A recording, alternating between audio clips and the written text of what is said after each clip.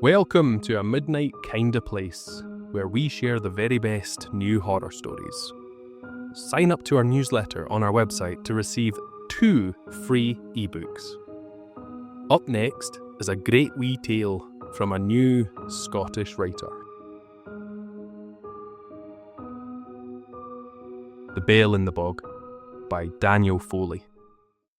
The agent had called it a generous rear aspect with potential. From the kitchen window it looked unfinished. A strip of turf, 2 muddy beds, and the black patch at the back where the ground never dried. Bit boggy down there, the agent said brightly. Highland charm. The house is square and cream, shameless against the older cottages that crouched along the road like animals in a gale. The builders left a stack of paving slabs by the back door and a note. "We'll be back for these." They never came back. Now they are settled in, Richard tells Julia, he'll sort it himself.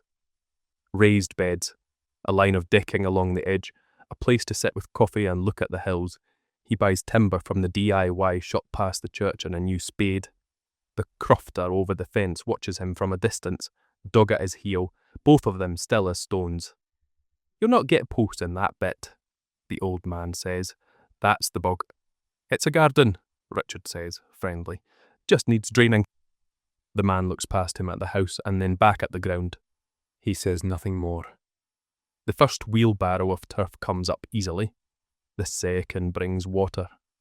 He presses a heel into the black patch. The skin gives glistening. The smell lifts, cold, sweet, rotten. The spade goes down and hits something that is not earth. Metal. A dull clang through wood and arm. He kneels, scoops at the mud with both hands, clears a curve. The thing is not small.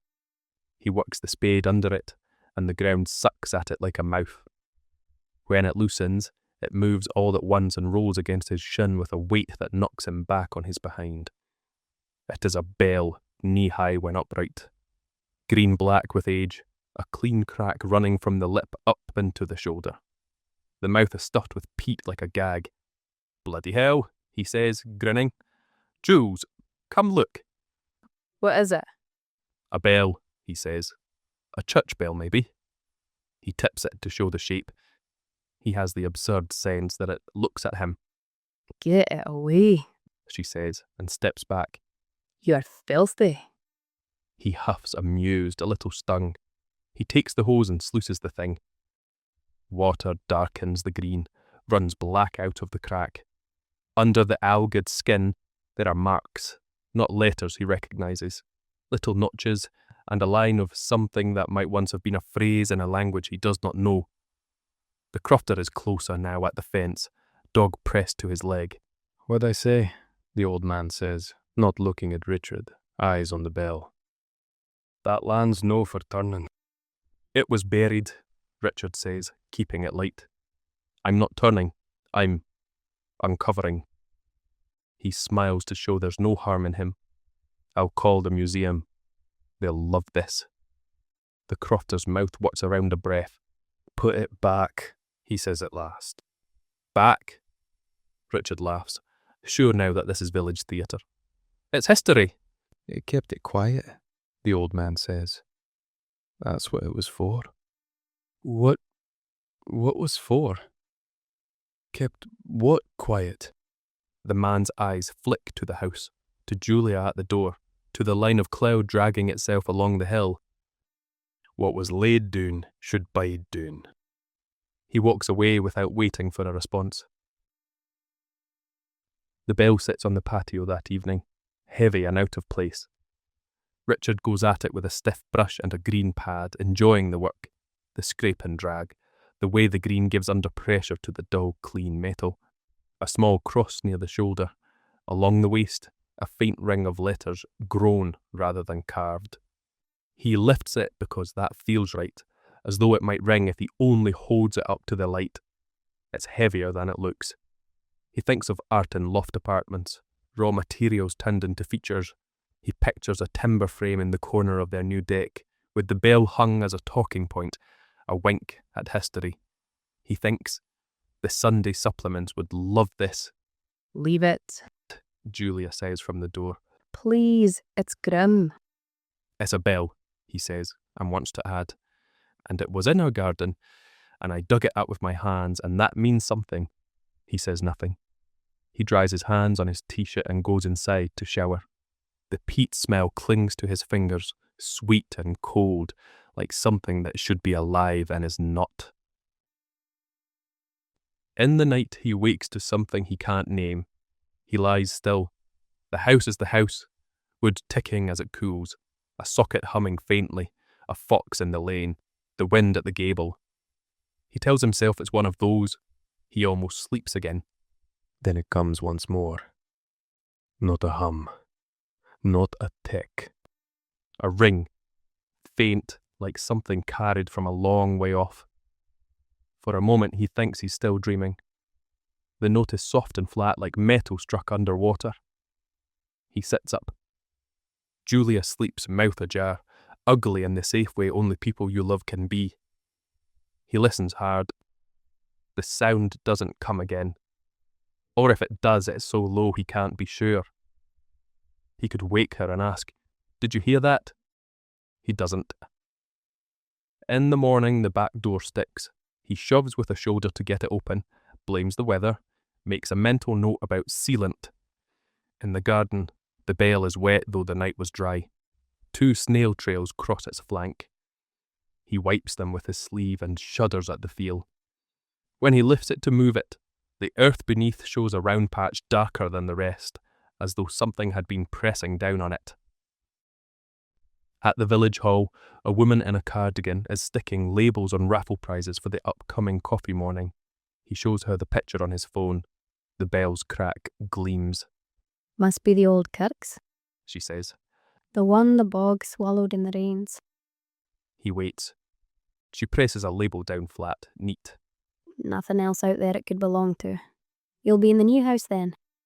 Yes, You'll have more ag next door. she says. She'll keep you right. When he is leaving, she says, almost to herself. Should have left it. He pretends not to hear. At the fence, the crofter waits, or seems to. He is not looking at Richard. He looks into the bog as if expecting someone to rise. His dog lifts a paw and sets it down again, restless. I went to the hall, Richard says. Some childish part of him wants to report back, to show he has done his homework. There was a church out there. It flooded. That's all. That's all, the old man repeats dryly. You'll put the bell back then? It's an artifact, Richard demands.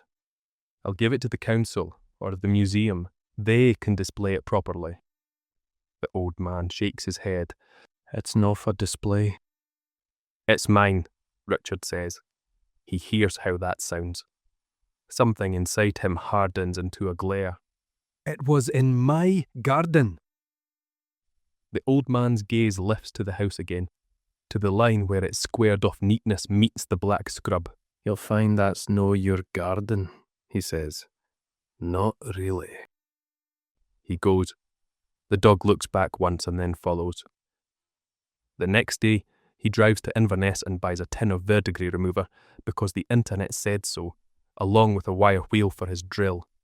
By the time he gets home, Julia has thrown out 2 bags of bread and a tub of strawberries. They've gone mouldy. She says. Everything feels damp. It's Scotland, he offers. She frowns. It smells wrong. He kisses her cheek. She leans away. He takes the bell and places it on a pallet in the shed, then puts on ear defenders. The wire wheel whines. The brush jumps and bites, and the bell shudders in his hands. The green peels away in flakes that fall wet as if shedding water as they go. Letters lift. The crack looks cleaner. The long, faint line along the waist of the bell shows itself. He leans close. The words are not words he knows. He sees a B, a D, a cross, a line that might be an E that has softened as if someone pressed it with a thumb while it was still warm. He feels suddenly as if he's interrupted a private act. He switches the drill off. Silence slams into him. Through the wall, the land shifts. A faint, wet suck. He leaves the shed door open and walks away. At night, it rings clear. Not the drowned ring. A bell here in this room, this house, this place. The first strike lifts the hair on his forearms. The second seems to come from the kitchen. The third from the garden, and he is out of bed before the fourth. The floor cold under his feet, the door stuck again, and then yielding with a groan like a voice. The garden is pale in the moonlight. The shed is a black square. He stands with his arms at his sides, waiting for some ordinary cause. The bell rings. It isn't loud. Loud would be easier. It is small and perfect, a dinner bell in a cottage, a single call answered by nothing, and then another and another. It comes from the shed, but when he opens its door it is empty. The pallet is wet, empty. He is certain he left the bell there. He remembers lining it up with the edge of the wood. He turns to leave the shed and kicks something solid.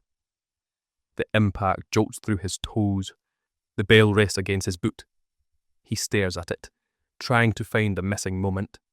The lift, the step, the placing down. There is nothing there. He reaches for it. The metal is cold enough to feel like heat. He snatches his hand back as a child would. The bell tilts toward him almost politely. He carries it into the garden and sets it by the black patch. He stands over it. Ring, he says, and waits. The wind goes through the cypress and makes a noise like whispering. The bell offers nothing. When he comes inside, Julia is sitting on the edge of the bed. The bedside lamp is on. Her face is white and her eyes are black. For a moment he thinks she is a different person, someone who is here to tell him something he cannot bear. Then she says, low, "What is going on?" "It's the house," he says, surprised by the steadiness of his voice. "It's just a new house. They settle. It's damp. We'll get a dehumidifier." "I heard something, She says. it felt like it was in my chest." A bell. She flinches. She stays a long time with her hands in her lap, thumbs pressed together so hard the tips blanch. "I'm going to Mum's for a few days." She says at last. It is not a request. He nods. He wants to say, "I'll come too." He wants to say, "Don't." Instead, he says nothing. In the morning she leaves. Her hug is dutiful and off target. When her car has gone, he stands in the shower until the water runs warm to cold and back again, and he cannot say what any temperature is. He builds the frame that day as a way of proving that time is real. He sinks posts where the ground lets him. At the bog edge, he cannot find purchase. The auger goes down to the handle and comes up with a soft sucking sound. He tells himself the right mix will make the ground behave.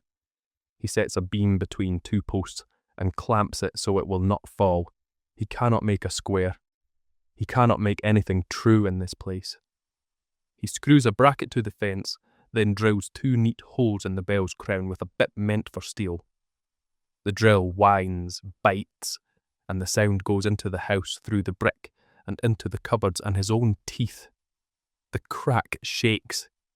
He runs a bolt through and hangs the bell from the bracket because anything is better than having it crouch at his feet, demanding notice. He stands back and forces himself to admire it. From the kitchen window he can tell himself it is handsome. It makes the fence look deliberate instead of a line marking where the builder gave up.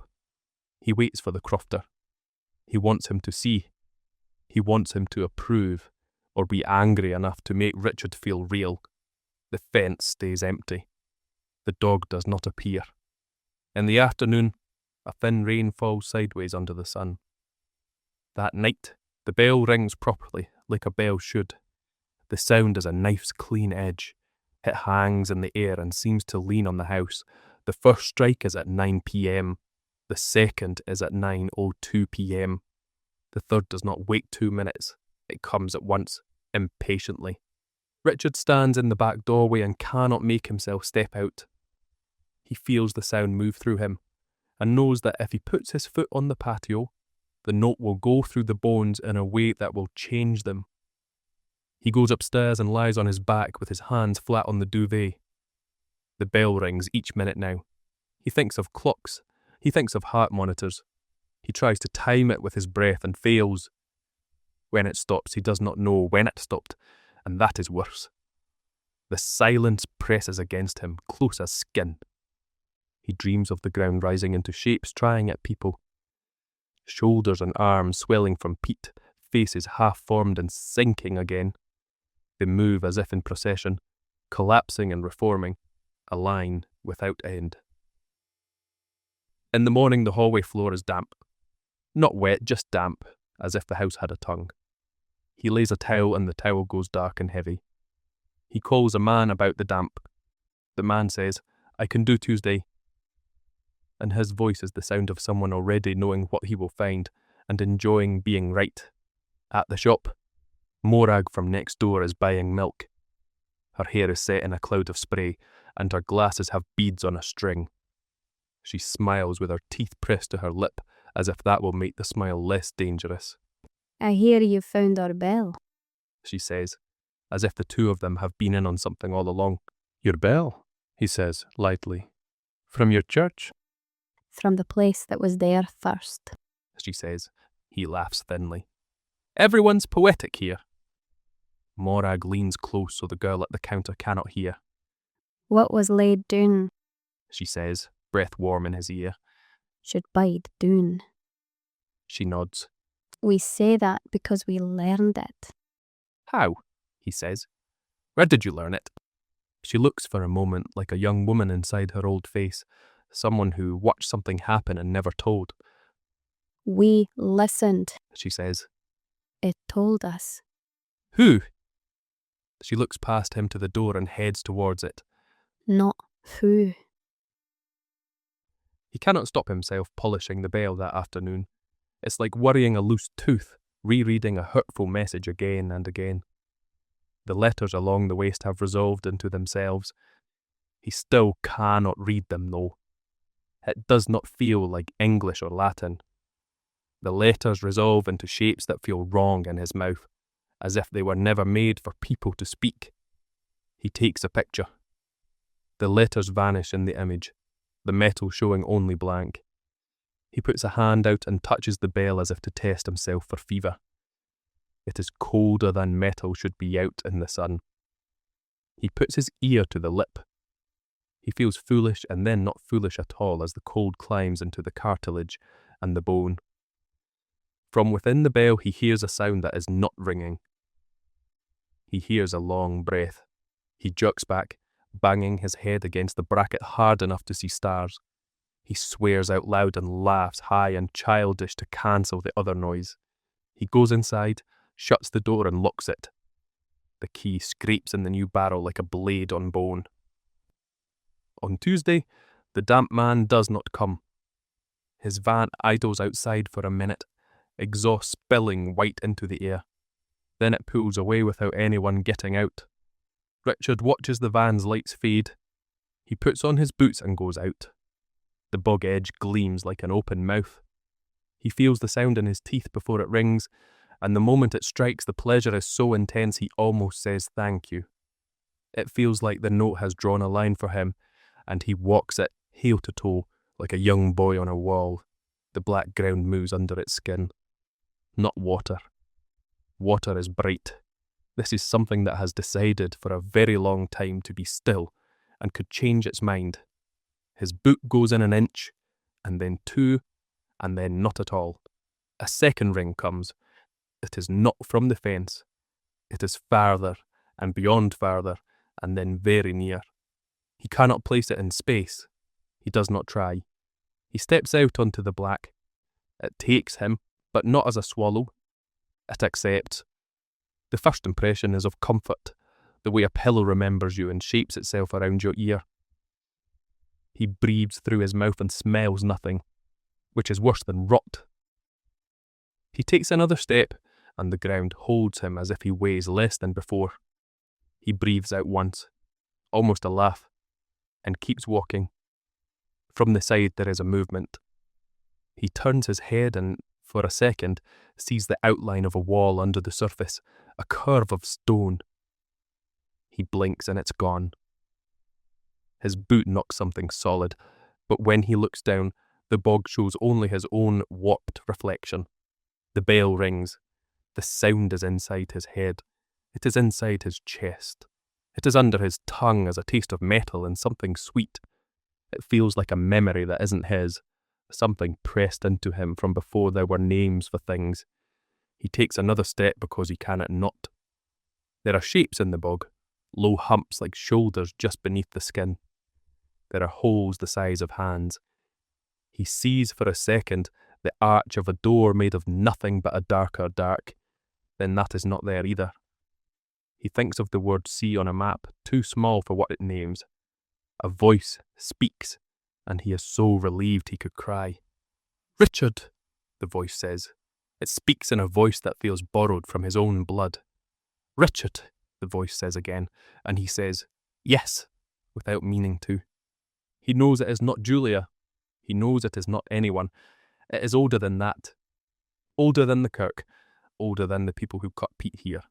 Older than people. He feels himself nodding as though answering a master who has always been there, waiting. He thinks of the crofter and his dog, weathered and ordinary. He thinks of the bell on the fence. He thinks of the word bide and sees it as a flat thing on paper, and then that slips as if the letters are slick. He takes one more step because all the other steps made sense, and this one must too. The ground lifts him and then lets him go, as a mother might let a child's hand when they are old enough to cross a road. He does not fall. Falling is a thing that ends. He goes down and down at the same speed as thinking, and there is no end to it. When the bell rings next, it is not a sound. It is a lightless flash behind his eyes. He thinks, with a little interest, that he will not hear another. He is wrong. They go on, like a season turning, even after he stops counting, even after he stops needing to be a person who counts. Julia comes back on the Thursday.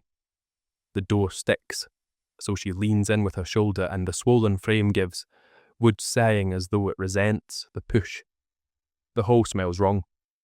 Lilies, though she hasn't brought any. The sort of smell that belongs to funerals, not kitchens. "Richard?" She calls. No answer. Rooms sit untouched. A film coats the glass, as if the house has been breathing. The back door is ajar. She steps out. The bell hangs on the fence, tilted, green-black, cracked down the side. The ground around it gleams though the week has been dry. "You're here?" She says when he comes out from the shed, boots dark with mud, shirt clinging damp. His face is calm in a way she doesn't recognise. His eyes fix on something just behind her. "The smell," She says. "You've not got it sorted at all." It isn't the house, he says. His voice is low, almost fond. It's the land. It's working again. "What on earth are you on about?" He doesn't answer. He only looks at her, gaze resting as though measuring where she fits. "This has to go." She says, nodding at the bell. "I mean it. Today." It stays. "Richard." It stays. The words sound borrowed, pressed into his mouth. She grips the bracket and yanks. Metal rasps. Her hair swings forward, face set in effort. "Help me for God's sake." The bell gives a single note, small and exact. Richard feels it in his chest, his teeth, the hinge of his jaw. Not sound, but command. He moves without thought. The spade leans against the fence. His hand closes on it. "Richard." She says, half turning. He swings. The sound is dull, ordinary. She folds at once, knees giving, head striking the slab before sliding into the mud. He stands over her, breathing hard. The bell tilts in its bracket, mouth dark, and gives a soft tick, a pulse under his skin. He kneels. "Jules," he says. He slides his hands under her shoulders to lift, but the ground is already loosening, accepting her weight. Her legs sink, first fabric darkening. "No," he says, but his hands don't pull. They guide. Her eyes flicker open once. She looks at him, not pleading, not afraid, accusing. Her lips move but make no sound. The suction takes her hips, her chest. One arm lingers a moment, palm up like an offering. Then it slides under. Fingers last. The bog closes neat as a purse string. Silence. Richard sits back on his heels.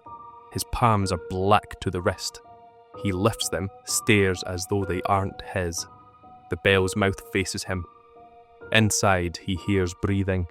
"All right," he whispers. "All right."